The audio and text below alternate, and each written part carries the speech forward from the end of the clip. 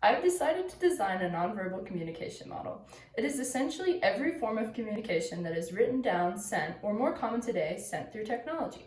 This includes emails, notes, letters, text messages, and other forms of written or typed communications. This is an important communication style to study because it is open to many different kinds of interpretations based on the lack of body language and the environment present in written communication. For instance, all caps can be interpreted as yelling, lack of punctuation could be seen as uneducated, and lack of an introduction could be seen as disrespectful in written communication. This communication model has a sender and a receiver. The sender in this model is the person who sends a text, email, or writes a note, while the receiver in this model interprets the information based on how the sender gives them said information.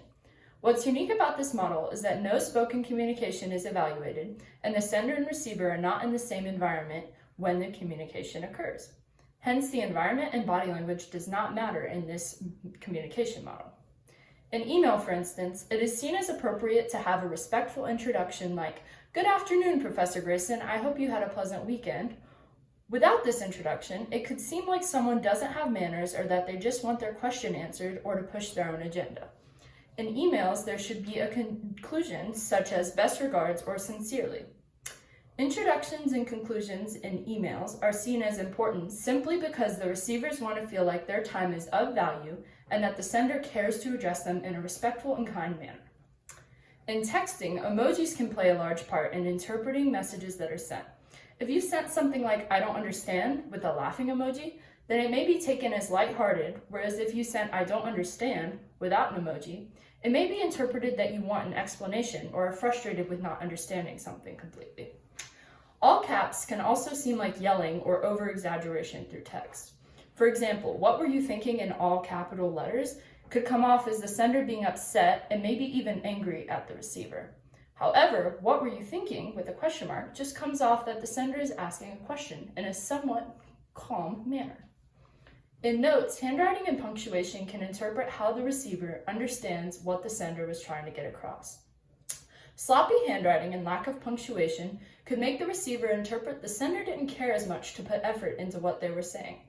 However, neat and precise handwriting paired with proper punctuation makes the receiver feel like the note is important and that they should try to hear the sender out. Also, letters or long notes may seem more important to receivers than short and brief notes because more things are addressed, and letters are more proper than a sticky note or something of the sort. Color of paper could also determine how likely the receiver is to be drawn to see it, and they may respond to it quicker. Or the receiver perceives that the note is more important because it's on colored paper rather than just plain white paper. I decided to call this a nonverbal communication model because it focuses on all non-spoken communication via technology and notes. It is important to study this form of communication because it's unique to the other forms and that the receiver is what determines how the information is taken in. This is most commonly seen in email, texting, and notes and letters, as I've said. Thank you.